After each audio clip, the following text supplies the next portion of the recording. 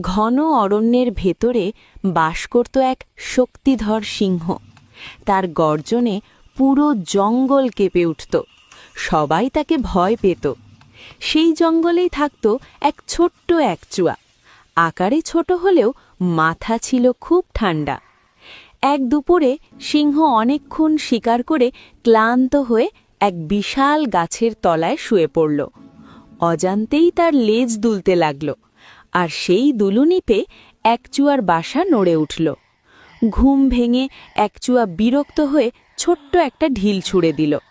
হঠাৎ সিংহ লাফিয়ে উঠে ভয়ঙ্কর গর্জন করল। সে একচুয়াকে ধরতে ছুটল, কিন্তু একচুয়া মুহূর্তেই গাছে উঠে গেল। উপরে বসে সে বলল, শক্তি থাকলেই রাজা হওয়া যায় না, বুদ্ধি থাকলে বিপদ পার হওয়া যায়। সিংহ চুপ করে গেল। সে বুঝল ছোট হলেও একচুয়া জ্ঞানে বড়।